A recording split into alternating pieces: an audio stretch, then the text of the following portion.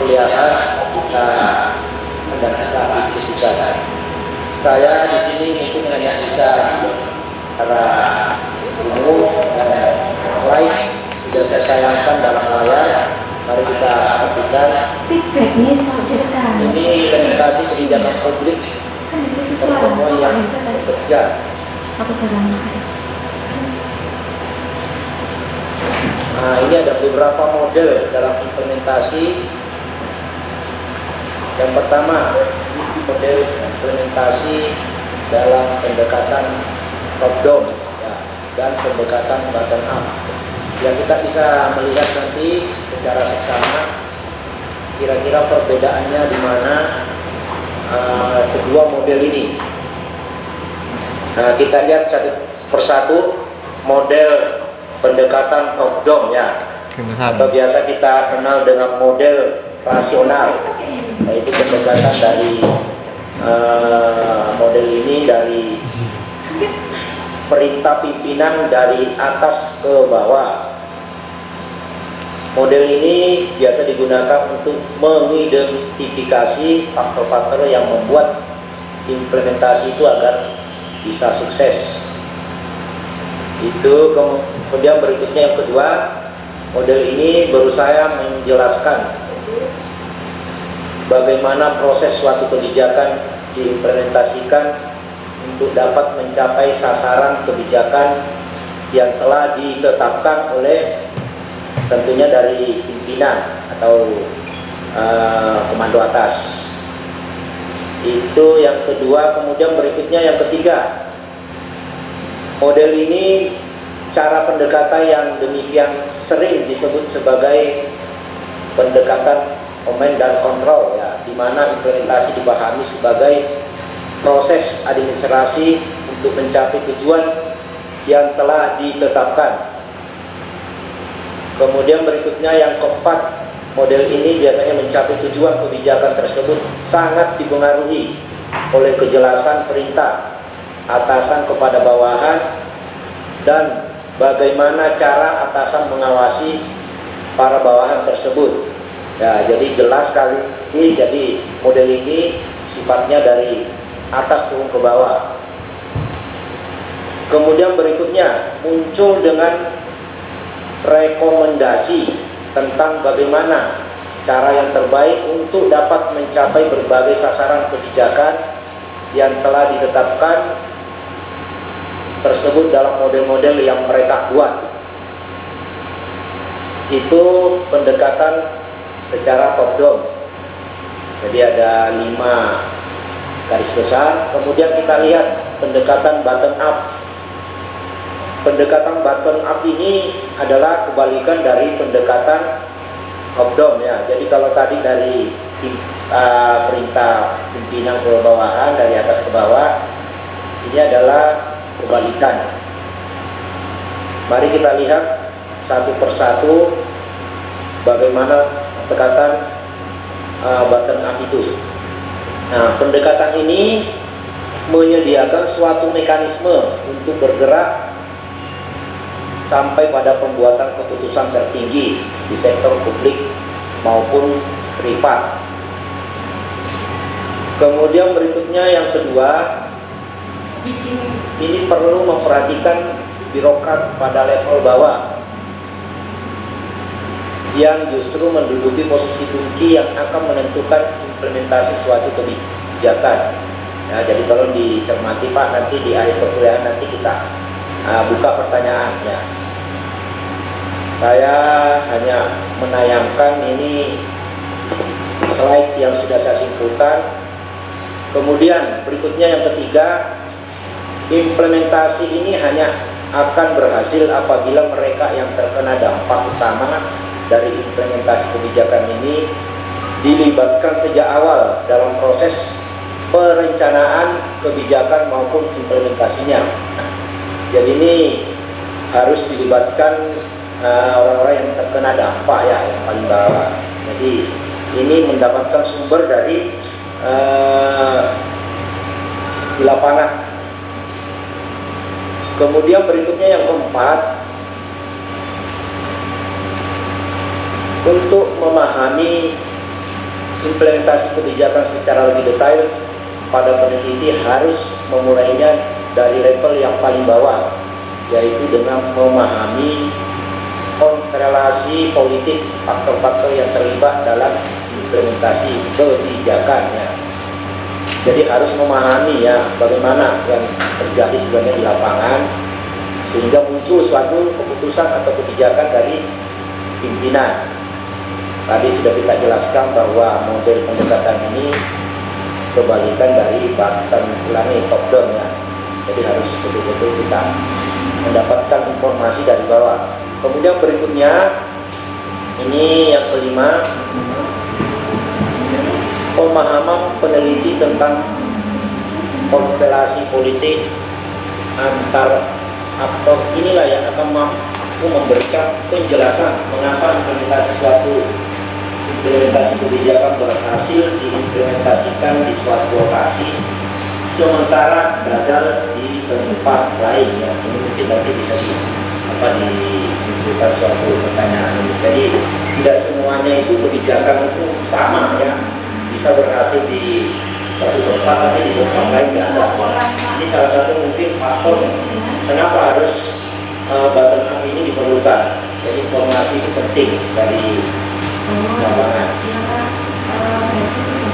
Kemudian berikutnya ini yang keenam ya, pendekatan ini disebut juga dengan disruptive ya, karena kecenderungannya untuk mendeskripsikan berbagai masalah, implementasi suatu kebijakan tanpa berpretensi untuk membuat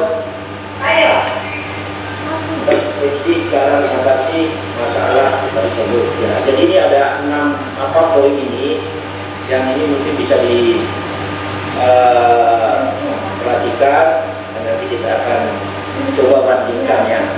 Kira-kira pendekatan ini bagus mana ya, dari atas ke bawah atau dari sebaliknya dari bawah ke atas. Di Pak Rahman Ya, ya bisa langsung ini Pak, masih bertanya atau ya. kita tunggu Atau terakhir. ini saya minta tolong di ini aja dulu Pak, dicatat ya, karena ini materi saya harus bayangkan dulu ya. Ya. Nanti kita tanyakan. Oke. Ya, Baik, lanjut Pak. Pak ya. Ya, saya. Dulu saya batasi pertanyaan, biar kita raih saja ya. Admin tuh. Sekarang tentangnya.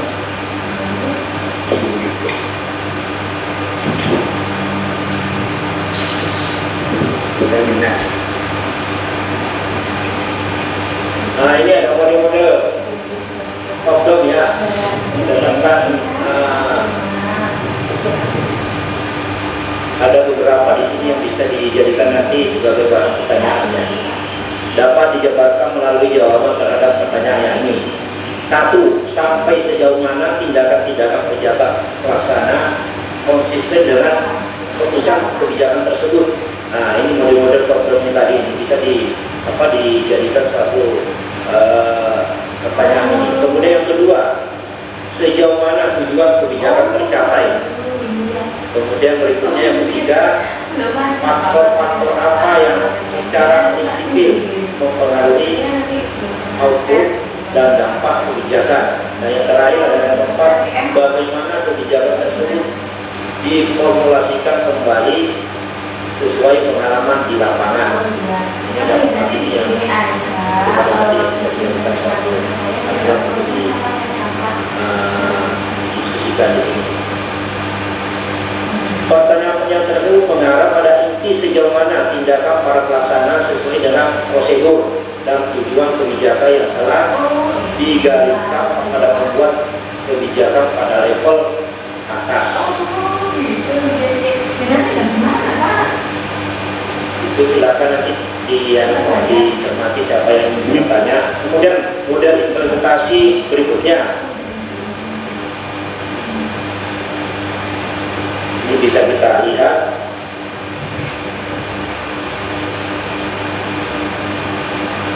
Nah, mari kita mencoba untuk menghubungkan antara isu kebijakan dengan implementasi dalam suatu model konseptual yang memperkalikan kebijakan dengan prestasi kerja.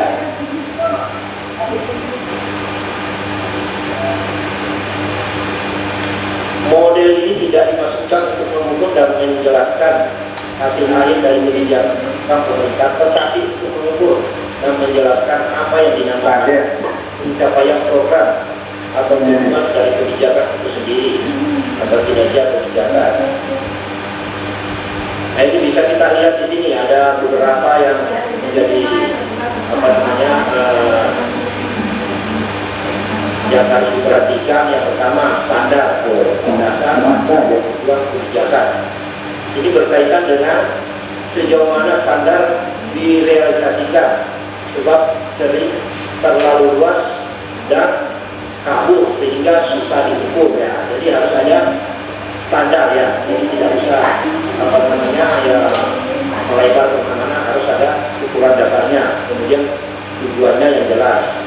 Itu yang pertama. Kemudian yang kedua, bersumber kebijakan, sumber daya manusia dengan 331 081 331 sumber daya finansial 515 yang dapat menunjang kalau dimatikan bangunnya Pak. Jelas. Itu. Kemudian yang ketiga, karakteristik dan pelaksana. Ini juga sangat penting.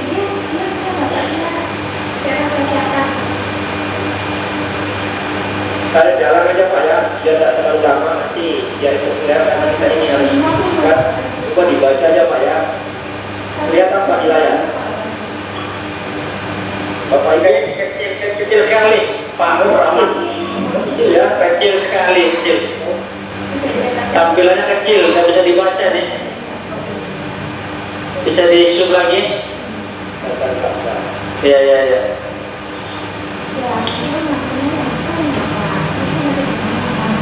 Coba yang lain Pak, sama, kecil juga.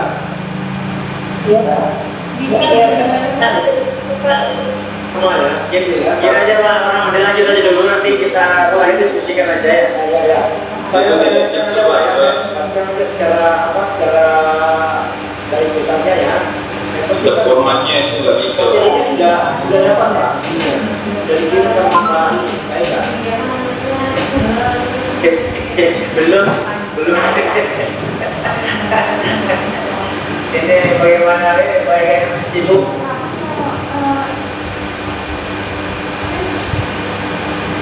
Lanjut Pak. Oke, buat kelihatan ya. Selainnya nggak kelihatan. Oke, lanjut aja. Lanjut aja ya. Ya, terima kasih Pak Wan ya. Ya inilah resikonya kalau punya jarak jauh seperti ini. Ya tapi tidak apa-apa ya. Yang penting kan tujuannya tercapai ya. Oke. Ini tadi karakteristik dan badan pelaksana ya.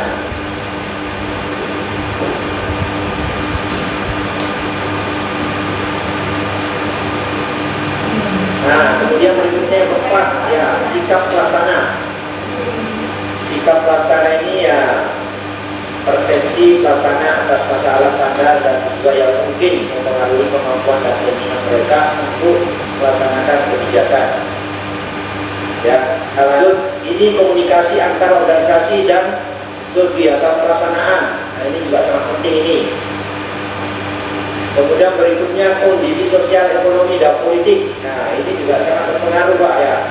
Kalau seandainya di suatu tempat ya kondisinya tidak, mungkin masalah ekonomi atau masalah politik tidak kondusif ya, dianggap ini sebagai pengaruh dari lingkungan eksternal terhadap karakter agen-agen yang pelaksana. Jadi sangat berpengaruh. Nah, kemudian ini ada model kerangka kinerja implementasi kebijakan oleh Pasmainean ya. Ini ada beberapa juga ini. Mari kita lihat.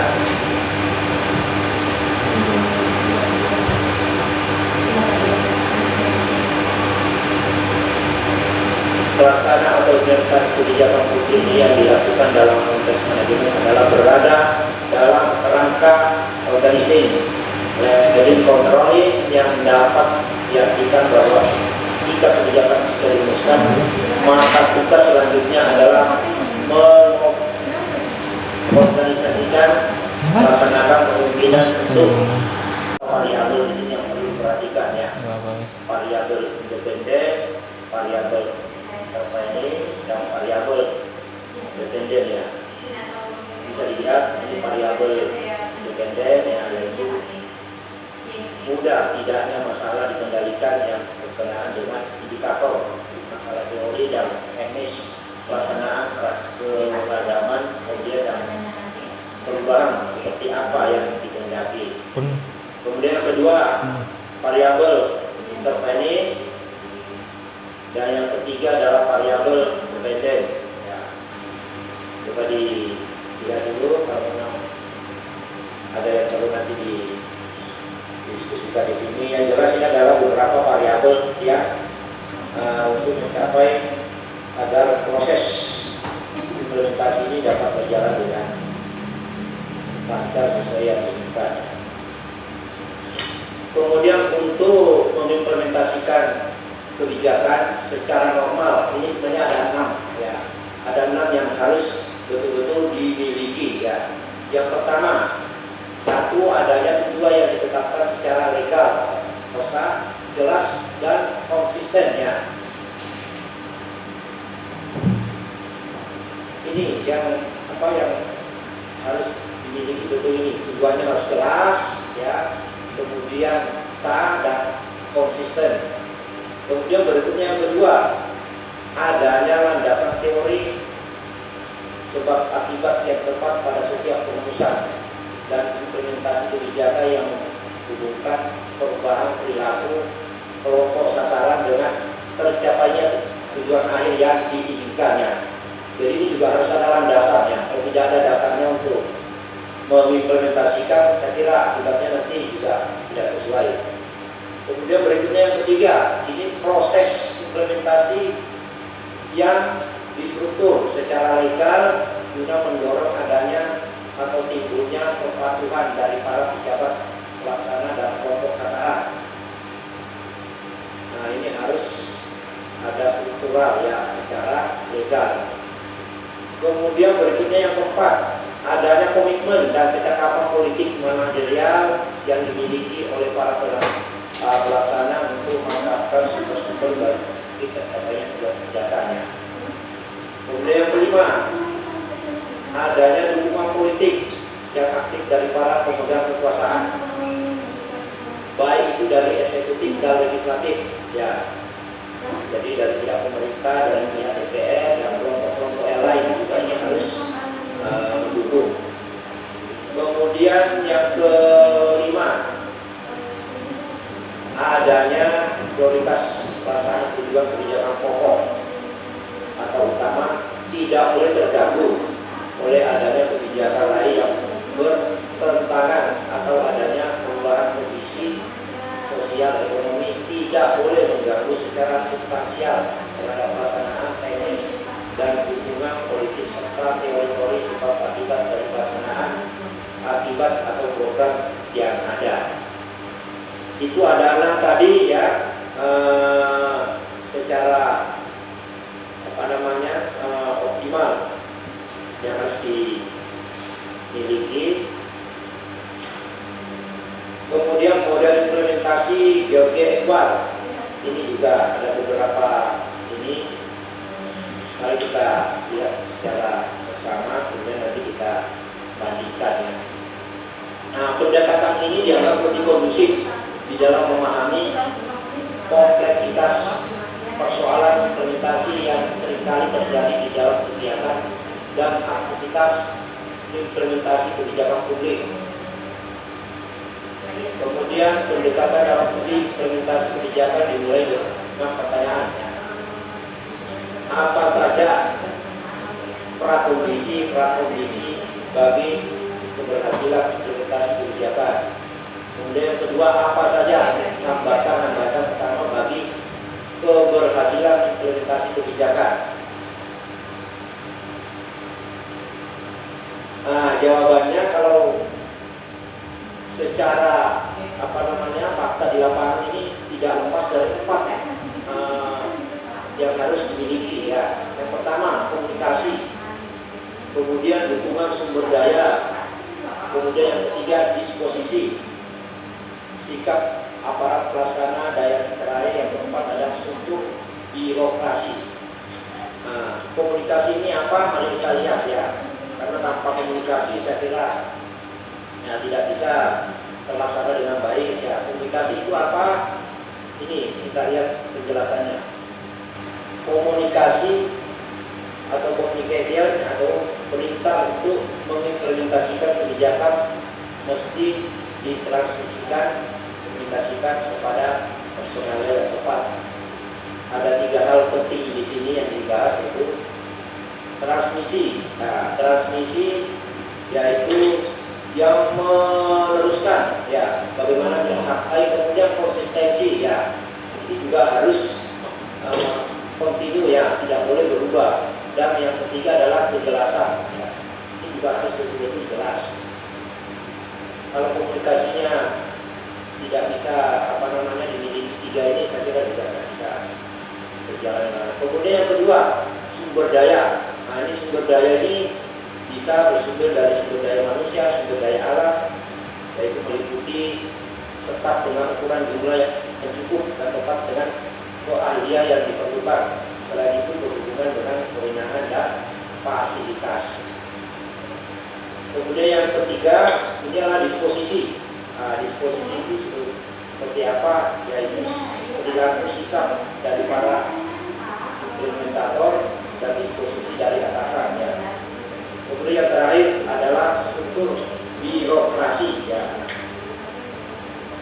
Organisasi ini harus terstruktur secara jelas. Prinsipnya berhubungan dengan prosedur kerja atau SOP. Ini harus ada strukturalisasi, koordinasi, desentralisasi, dan kewenangan. Nah, itu kuliah hari ini menyangkut mengenai masalah beberapa pendekatan yang kaitannya dengan bagaimana implementasi kebijakan ini bisa berjalan dengan lancar. Itu mungkin Pak Wan, tadi Bapak ingin menyampaikan suatu mungkin pertanyaan atau kendala-kendala yang dihadapi di lapangan kaitannya dengan implementasi kebijakan publik. Baik, Pak Rahman. Ya, Pak Wan. Terkait dengan implementasi kebijakan publik.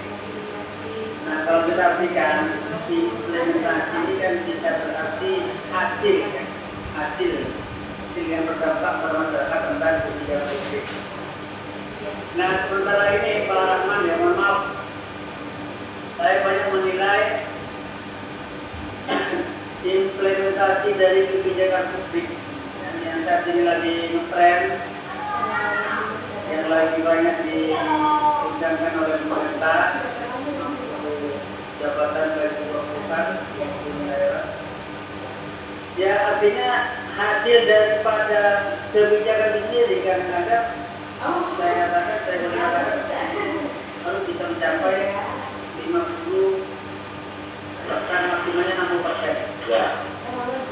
Nah, itu justru yang diharapkan rakyat Indonesia sebagai daripada orang yang beribadah daripada kebijakan ini, maka paling tidak memuaskan atau paling tidak sesuai dengan harapan.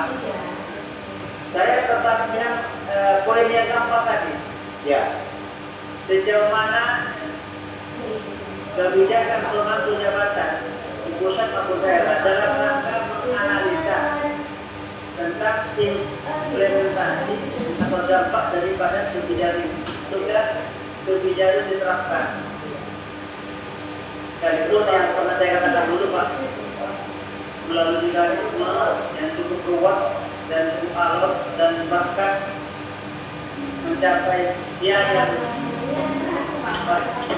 mungkin saya kira kita bakal miliaran.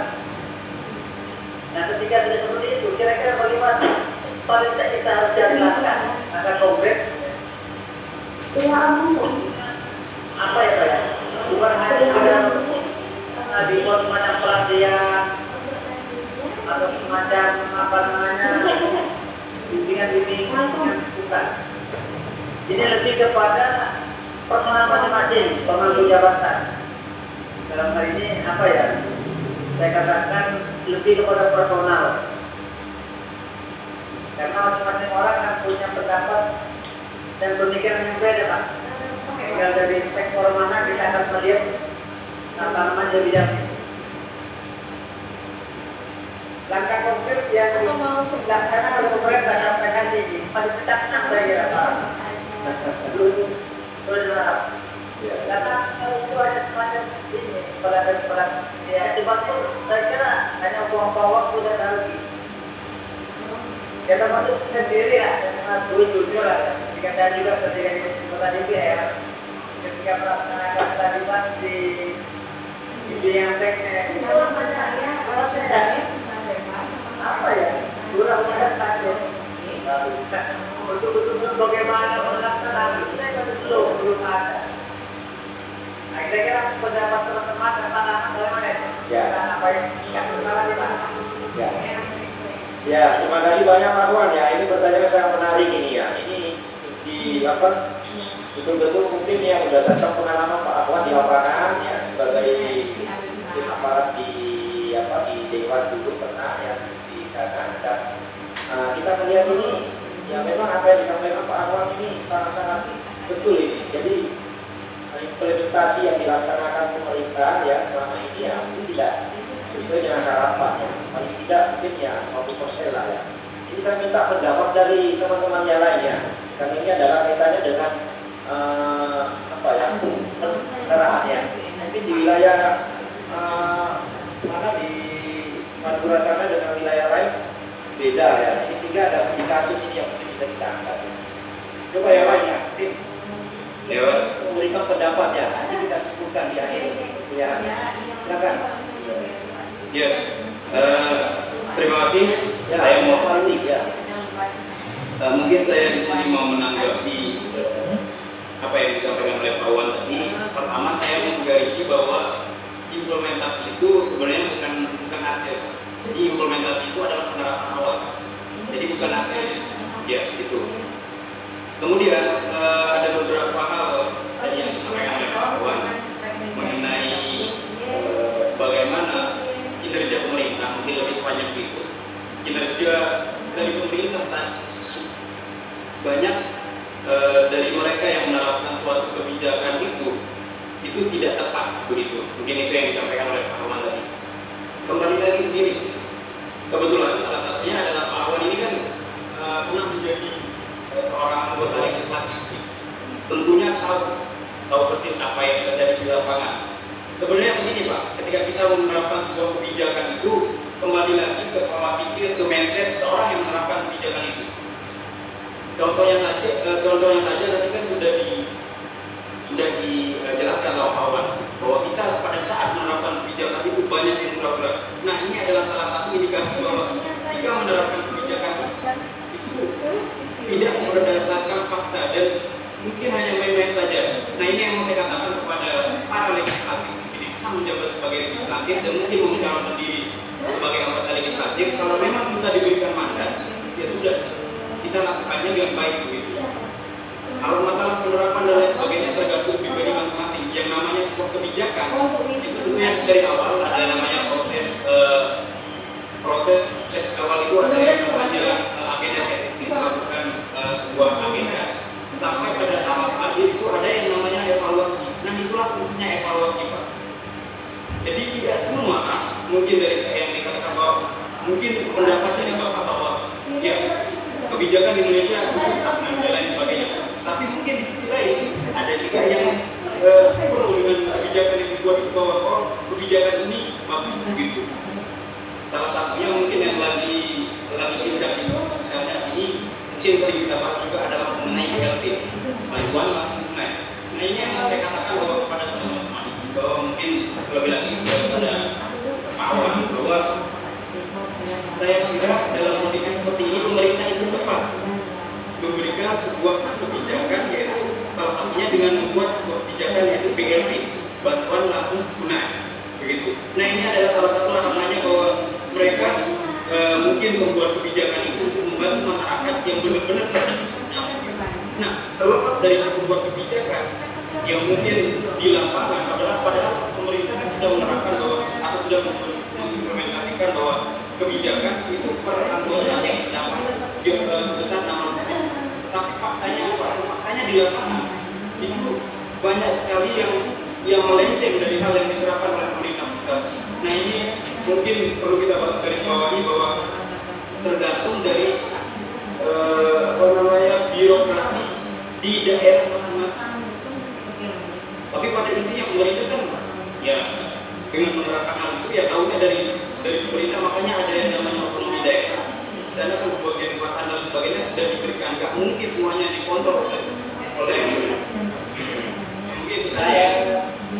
Ya, asal beli Pak bisa begini Pak. Ya, gimana Pak? Ya sudah ya, Pak Alvin tadi sudah memberikan jawaban ya, pendapat ya. Jadi kalau saya cermati bahwa implementasi ini bukan adalah suatu hasil akhir ya. Jadi memang ini ya adanya nanti setelah dilaksanakan itu kan dievaluasi ya. Jadi pendapat Pak Alvin tadi ya, jadi ini memang pemerintah nggak repot kalau tidak dibarengi dengan yang terkait di lapangan ya. Mungkin saja pemerintah sudah punya rencana yang konsep, tapi penerapannya ini yang memang menurut saya juga tidak bisa langsung hasil karena itu ini Pak Mas, kasus nyata ya, contoh nyata sekarang ini ya tentang kebijakan pemerintah yang saya katakan tadi. Kenapa saya juga harus tidak selalu mengatakan bahwa pemerintah berhasil dalam kebijakan ini? Begini, contoh katanya orang yang kena dampak COVID-19 sudah menyeluruh, jadi sesuai dengan SK Presiden itu dapat 600.000 per kakak. Kenyataan di lapangan Pak, di dalam satu daerah akan mendapatkan 600.000, nyatanya dia harus mengeluarkan hampir 450.000. Nah ini kan tidak bisa itu saya katakan. Itu sudah kepala daerah di bawah sudah berusaha sehingga sampai viral di media massa ada salah satu pasien mengatakan bahwa menteri goblok agak bikin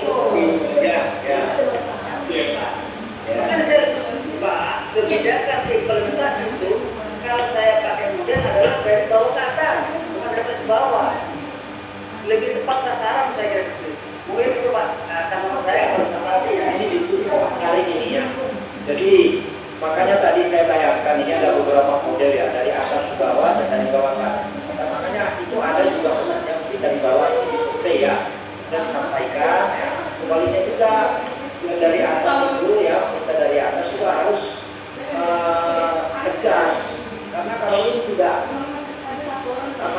terlaksana dengan baik apa ya tadi dilakukan masuk Pak, masuk dengan baik. Karena pemerintah ini sudah diskusikan misalkan ya, kayak BLT ya. Tadi siapa Pak Umar tadi menyampaikan bahwa di teori ya atau ya 100, tapi nyampe di lapangan hanya 200 karena ada mungkin hal-hal yang ya. Ini kita tidak tahu ya.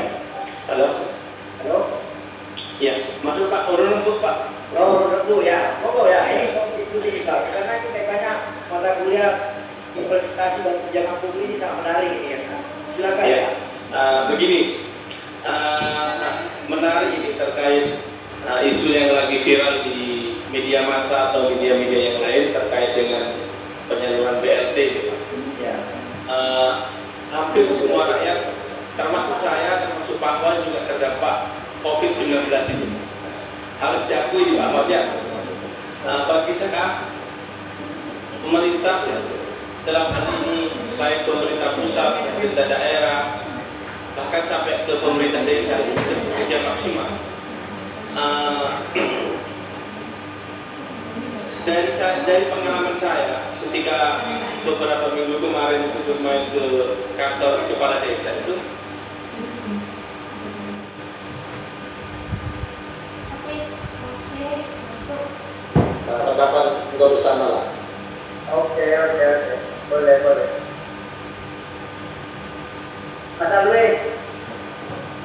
Mas Alwi.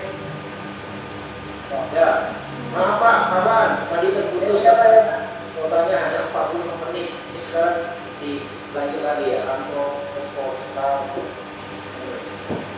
Ya, silakan Pak Mandi dilanjut ya, pertanyaannya tadi. iya Pak. Ya. Yang perlu diperhatikan itu dalam sebuah kebijakan publik itu banyak hal ya, Pak, terkait dengan sumber daya. Ini terutama yang berkaitan dengan sumber daya Pak.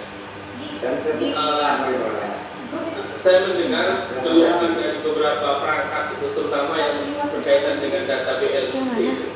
Di WA. Itu sudah dikerjakan. Cuman yang jadi persoalan adalah ketika dikirim ke pejabat di atasnya itu datanya tetap tidak berubah. Artinya kesimpulan saya adalah yang perlu diperbaiki dalam hal kebijakan adalah sumber daya manusianya. Masih banyak orang-orang yang punya idealis di bangsa ini yang saya kira banyak lah untuk memperbaiki tatanan birokrasi. Data penting Aku tidak dendam ya sama Bu Puji ya. Gini ya, buat kamu ya, ke mata kuliah dan dosen pengampunya terima kasih. Kan sudah saya kirim jadwalnya Bu dulu. Mau disimpan di bawah baca. Tinggal baca aja Ya, yang lain mungkin ada lagi.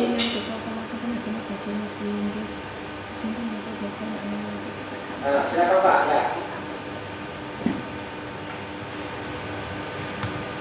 Sama dengan pengalaman tadi Pak. Ya. Kebijakan yang sekarang tidak sinkron dengan keinginan masyarakat itu karena pengambilan keputusannya berdasarkan top down, bukan bottom up. Ya, itu bisa kita bilang. Nah, jadi ketika masa reses dewan itu seharusnya dipergunakan sebaik-baiknya, bukan hura-hura, tapi bagaimana menyerap aspirasi masyarakat. Yang keinginan masyarakat itu seperti apa? Itu sebenarnya yang dimaksud harapan orang-orang itu. Betul sekali Pak. Ya, reses itu dikeluarkan hura-hura, itu yang tidak tepat Pak.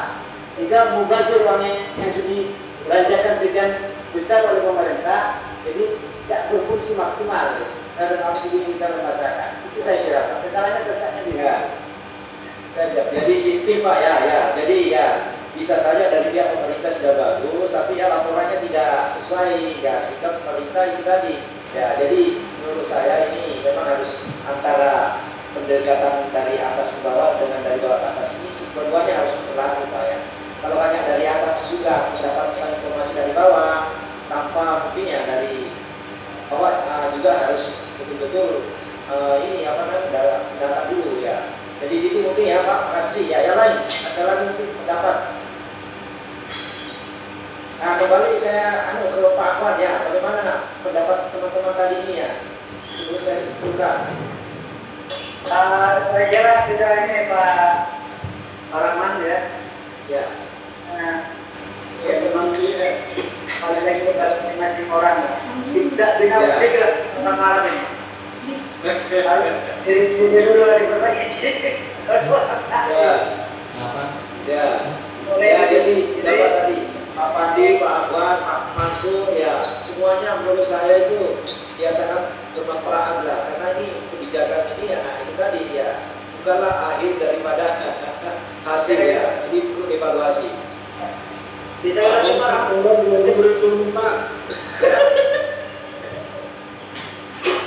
Ada lagi mungkin ya, Pak Uli tadi sudah menyampaikan juga pendapat ya. Jadi kesimpulannya ya.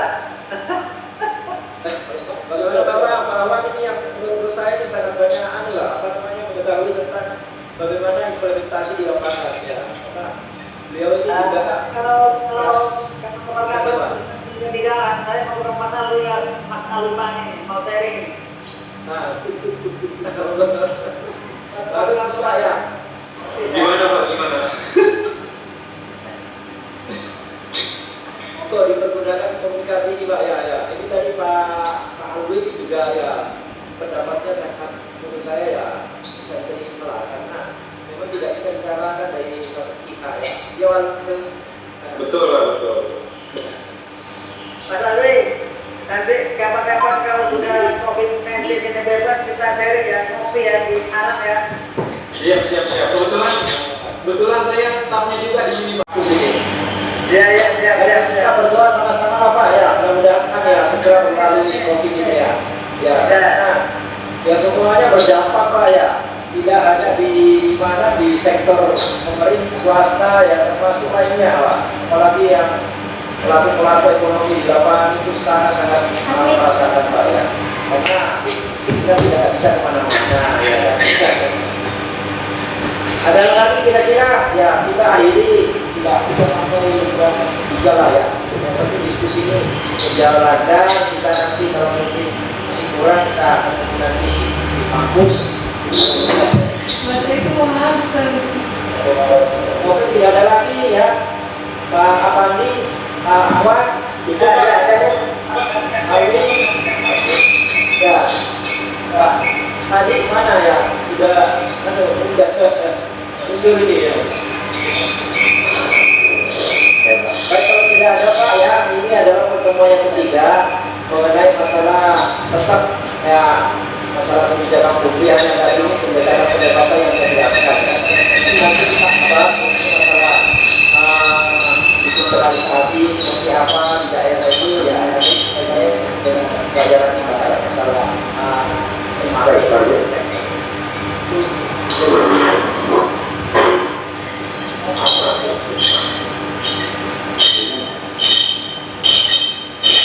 kalau tidak ada Pak ya saya kira cukup perkuliahan hari ini. Jadi saya lagi pertemuan berikutnya di minggu depan ya masih seputar masalah kebijakan publik ya terkait dengan implementasi. Mungkin itu saja pertemuan ini di bulan puasa ya. Terima kasih atas atensinya bisa mengikuti perkuliahan ini walaupun dengan jarak jauh, tidak, tapi tidak mengurangi semangat kita ya. Mudah-mudahan semua berikutnya minggu depan bisa membahas lagi tentang kebijakan publik yang ada apa yang perlu kita diskusikan di lapangan. Saya kira itu Pak pertemuan hari ini saya akhiri. Assalamualaikum warahmatullahi wabarakatuh. Waalaikumsalam warahmatullahi wabarakatuh.